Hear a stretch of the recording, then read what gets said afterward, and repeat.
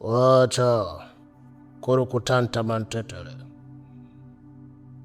Mama, ili kuweza kufanikiwa katika majambo yako,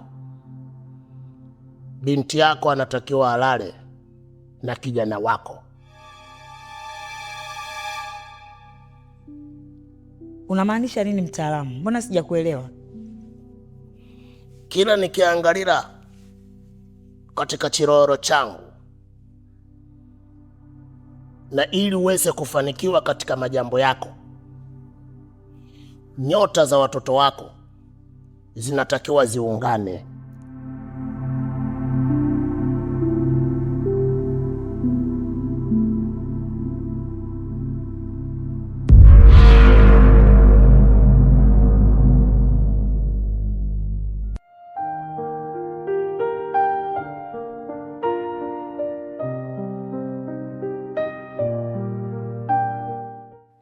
Sofi mwanangu. Abiana. Si unajua kichikopo mbele yangu. Nahangaika kwa ajili yenu watoto wangu. Mimi kuna sehemu nimeenda kwa sababu ya mambo yangu ya udiwani na ugombea. Sasa kule nimeambiwa nikitaka nifanikiwe, kuna vigezo na masharti. Kikubwa zaidi nilikuwa nataka wewe na kakako muwe kitu kimoja. Sijakuelewa mama. Yaani kitu kimoja kwenye nini yani? Yaani namaanisha kwamba wewe na kakako yaani muwe wapenzi. Unajua mama unachekesha, unajisikia unachokiongea? Yaani mimi niwe na mahusiano na katibu. Au nisikilize mwanangu. Sio kwamba ndo mnakuwa wapenzi wa moja kwa moja, hapana. Ni mara moja tu na siku hii. Kwa sababu bila kufanya hivyo, mimi sintopita katika kazi yangu. Wewe unajua kila mtu lazima hangaike kwa upande wake. Na bila sisi kufanya hivyo, tutazidi kuwa maisha yetu ya duni mpaka lini? Napenda watoto wangu muishi maisha mazuri. Mmiliki magari kama watu wengine mwanangu. Mimi siwezi kufanya mambo uchafu. Unajua mama ni mtu mzima sana wewe. Mimi sikutegemea kama ungeniambia mambo ya kijinga. Yaani siwezi kufanya huo uchafu, siwezi. Jipambanie mwenyewe.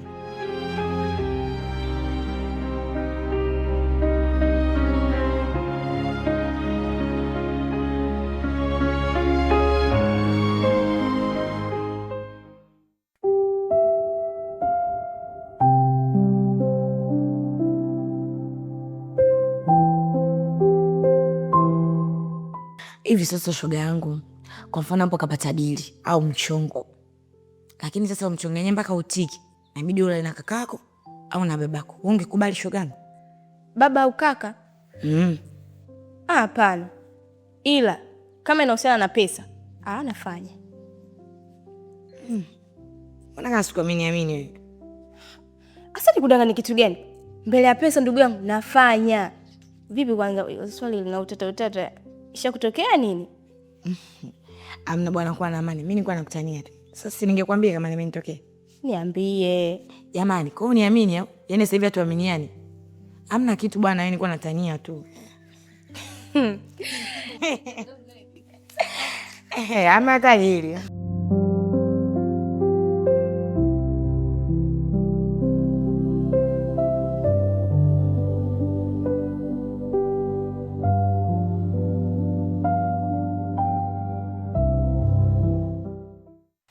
Bwana, mimi nimekuita hapa. Labda tu nikwambie, mimi kikiti bado nakihitaji. Na sina mpango kumwachia yule mama. Kwa sababu wananchi wangu wananitegemea na bado wana uhitaji wa maendeleo ambao wanasababishwa na mimi. Kwa hiyo ili kuhakikisha bado naendelea kukalia kiti, kuna mambo mengi nimefikia na kuyafanya. Lakini kubwa la msingi ni kukushirikisha wewe. Kwa sababu ninajua wewe una watu wengi sana nyuma yako. Mtaani huko vijana, wazee, wenye kahawa kule, kote huko ndo kula zilipo. Kwa hiyo wewe ukifanya kazi yako na kuhakikisha kwamba watu wote wanatambua kwamba huyu mheshimiwa anahitaji bado kuendelea kutawala, anahitaji kuendelea kuongoza, anahitaji kuendelea kujenga mji wetu kwa ufanisi wa hali ya juu, basi tutakuwa tumeshinda. Hamna shida kiongozi. yaani niko bega kwa bega na wewe mpaka hatua ya mwisho. Kuhusu vijana, mimi nina vijana wengi sana ambao vijana ninawaamini kwa kila kitu. Sasa basi, unajua kiongozi ambao unaongea sana, ukiacha na yule mpinzani wako ambaye yule mwanamke, yani yule sio mwongeaji anatumia sana pesa, lakini wewe kwa kuwa unaongea, unajitambua wewe ni nani, na tumeona maendeleo yako ya nyuma. Nitajitahidi niwashawishi vijana wenzangu ili tukupigie kula, na pia sio vijana wenzangu tu, mpaka kwa wazee. Mimi labda tu nikwambie kwamba hiyo kazi uifanye, tekeleza, lakini kubwa la msingi ni kwamba wewe utakuwa mtu wangu wa karibu katika kuongoza mji huu. Ili kuhakikisha maendeleo yanapatikana, lazima niwe na timu ya vijana. Kwa hiyo wewe kusanya na vijana wenzio ambao unawaamini, unaona kabisa kwamba hawa tunaweza tukaongea lugha moja, tukaenda njia moja. Kaa nao, zungumza nao, mkihitaji kuniita tunaniita, tunakaa tunapanga mikakati. Lengo langu nataka mafanikio yaje. Sawa, lakini nikwambie kitu kimoja. Unajua nikichukua vijana wengi tukafanya nao kazi, wengine sio waaminifu. Lazima nimtafute kijana huyu mmoja ambaye namwamini. Huyu tutafanya naye kazi vizuri. Unasemaje hapo? Hilo limeisha. Mimi nadhani kama kutakuwa kuna uwezeshaji wowote ambao unatakiwa, utanipigia simu, tutayajenga vizuri. Hamna shida kaka. Nashukuru sana.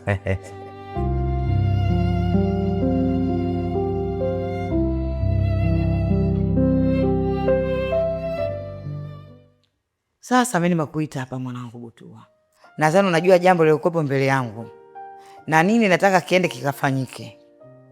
Ndio maana akasema hata ngoja nimtafute Butua. Mama bwana, yaani unajua kulenga. Na kuaminia. Akasema ngoja nimuite huyu anipe ushauri kwanza. Tufanyeje ili jambo langu likakamilike. Hilo dogo sana mama. Yaani hesabu limeisha. Yaani wewe jihesabie ni diwani mtarajiwa wa hii kata yetu. Yaani kwanza na uhakika watakupenda, iwe watake watakupenda, wasitake watakupenda. Kwa sababu si upo na mimi. Mimi ni alwatan mama. Kwa hiyo limeisha hilo. Unajua kuna wakati inabidi utengeneze nyakati, kuna wakati unataka uweke mambo yawe kati ili katikati kuwe sawa, mambo yawe sawia. Kwa hiyo cha kufanya sasa, cha kufanya ambacho mimi nakiona ni rahisi sana. Ni rahisi mno ambacho wengine wanashindwa kukifanya. Wengi wanashindwa kufanya. Kwanza mimi sijaona mtu ambaye anaweza akashindana na mama. Wenyewe wanasema mama. Kwa hiyo hakuna kushindana na wewe.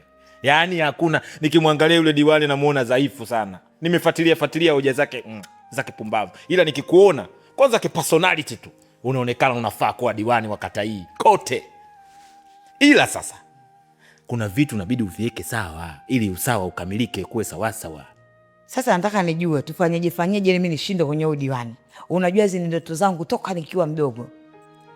Cha kwanza tunatakiwa tudili na hawa bodaboda. Bodaboda wengi ni vijana.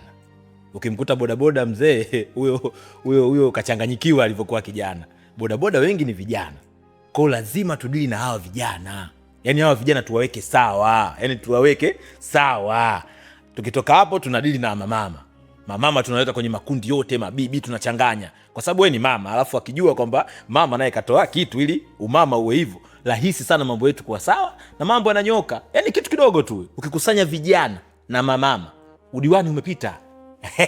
Umepita. Sawa, nashukuru, ndio maana nikasema huyo atanifaa kwenye kazi yangu. Sasa kama ni wakina mama, tutafute wale wenye biashara ndogo ndogo. Nikimaanisha wajasiriamali. Kwamba huyu anatembeza tembele au anatembeza mboga kwenye beseni, huyu anachoma mahindi, anachoma sambusa, hivyo yani. Hapo umezungumza vizuri kabisa. Ni 5,500 ukichanganya 5,000 kalaki fulani hivi. Namba tumepata. Issue namba ili mambo yaende. Ukitafuta na vijola. Vitenge ukiweka hivi, yani mambo yanakuwa sawia. Mambo yetu yanaenda sawa mama.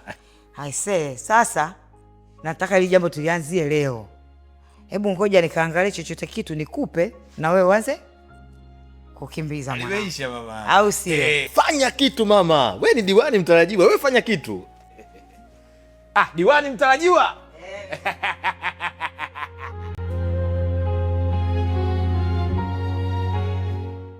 Sofi mwanangu, najua hili jambo ni zito sana, ila naomba ujitahidi na ufanye bidii zote, kwa sababu mimi sifanyi kwa kusema sijui kitu gani. nafanya kwa faida yetu, kwenye upande wa familia yangu. Nitakaposhinda mimi, watoto wangu mnafaidika, mtakuwa na maisha mazuri kama watu wengine. Yaani mama, unavyoongea kama vile umjui mtoto wako. Unamjua vizuri yule alivyo, matatizo yake yote unayajua, ila tu ili mradi yani siwezi bana mama, mtu mwenyewe yule unamjua. Hebu pambana, sio kantia aibu kwa hili mwanangu, nakutegemea. Haya, tunajitahidi kwa hiyo jitihada. Tunaanzia vipi? Naanzaje kwenda pale kwake? Yaani nafanya nini mpaka kieleweke, yani mpaka mpango wako utimie? Sasa hapa inabidi tudanganye, yaani tujifanye kama umefunga chuo uenda kukaa likizo pale kwake. Ukishafika pale, ukumbi ni wako mwanangu, fanya uwezavyo. Sawa, naenda kukaa pale kwake. Ndio, nimekubali. Kama ana badem zake wakija pale, wanataka mimi nibomolewe tena. Unamjua mtoto wako vizuri, nikipigwa au madem zake si wanajua wewe ni mdogo wake, kwamba umeenda pale likizo? Sidhani kama utaweza kuhisi vibaya mwanangu. Mama, unaongea tu kwa sababu hauendi wewe pale. Mimi naogopa mwenzangu. Hakutegemea. Sawa, subiri tuone nitakavyokuwa.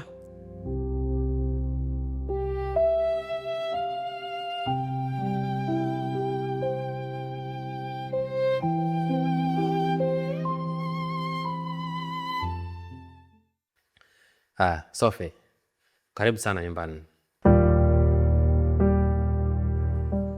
Hapa bwana, mimi ndo ninapoishi. Najua ni muda mrefu sana umekuja na kuna vitu vingi sana vimebadilika, lakini taratibu tu utapazoea. Sawa? Sasa ukipita hivi mkono wako wa kulia hapa utaona kuna mlango. Hicho ndio kitakuwa chumba chako. Sawa? Na ukipita mkono wa kushoto utakuta pia kuna mlango, yani kama vinatazamana hivi. Hiko kitakuwa chumba changu. Kwa hiyo wewe utalala chumba cha huko. Sawa? Na vipi kuhusu masomo? Kwa sababu nimesikia sasa hivi kuna likizo, kwa hiyo unahitaji kupumzika. Chuo mambo yanasemaje?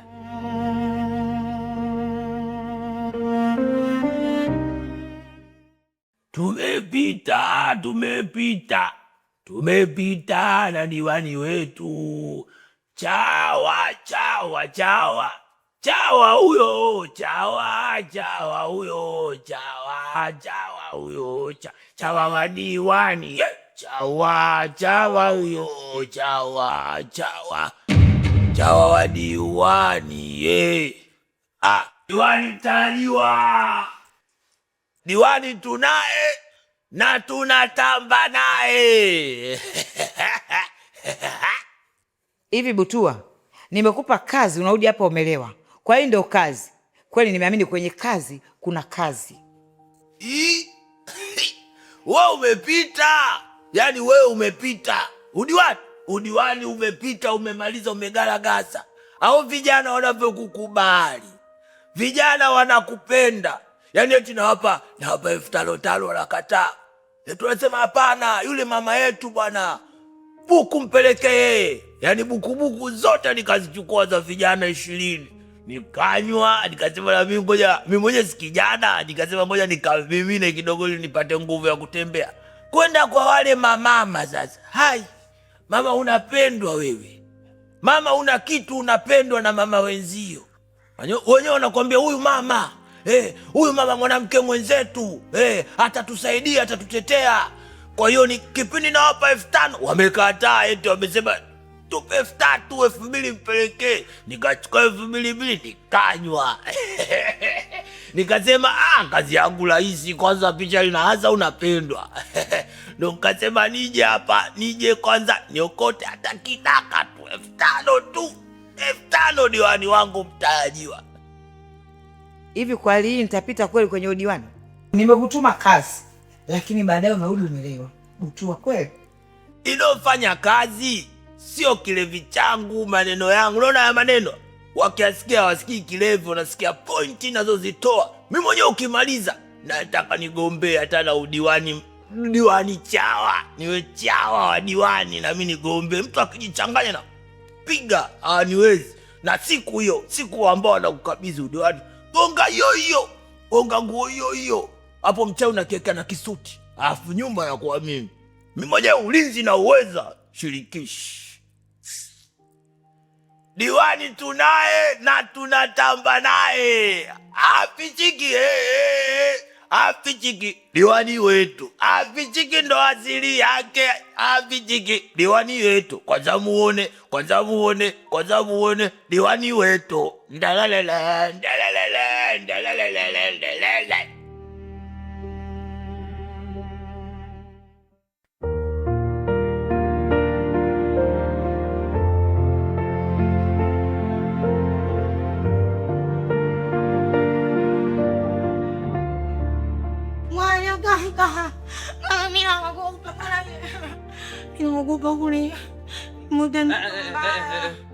Ngoja kwanza. Nini sasa makelele nini? Sogea huko kwanza. Sogea huko, sitaki kusikia, sogea huko. Toka. Tulia kwanza hapo. Shida nini? Mimi naogopa, nimeota ndoto inatisha. Mimi naogopa kulala mwenyewe. Yaani wewe, mimi nimekaa hapa na angalia zangu TV. Nasikia makelele, najua siku kuna kitu gani humo ndani. Kumbe ndoto. Yaani umri huo kweli unaogopa ndoto kweli wewe? Haya, ukilala uona sali. Inatakiwa mtu kabla ya kulala unamuomba kwanza Mwenyezi Mungu akulinde usiku. Shida yako wewe unalala tu, yani kama machinga. Kashazulula huko, kashachoka, nafika pale analala tu. Wachache sana ndo wanakumbuka kumwomba Mungu. Sasa wewe Mwananga kama mimi naogopa. Wewe tuheshimiane bwana. Kuona unasema kaka mimi naogopa. Maana yake nini sasa? Unamaanisha nini sasa yani? Na unajua kabisa ndani tuko watu wawili na kila mtu ana chumba chake. Tunalala tu wote. Unasema? Na mimi naogopa tu wewe. Kwani tunalala tu wote, hamna shida. Wewe. Hivyo wewe uko vizuri kweli wewe? Mimi si kaka yako wewe. Bwana mimi naogopa. Wewe Sophie sitaki, tuheshimiane. Hii nyumba itakushinda. Sawa? Sasa hapa nakwambia kwa mara ya mwisho. Inuka, nenda chumbani kwako, nenda kasali, kisha ulale. Hakuna tena ndoto za ajabu, hakuna nini, utalala vizuri kabisa. Mimi nadhani hapo umenielewa sasa.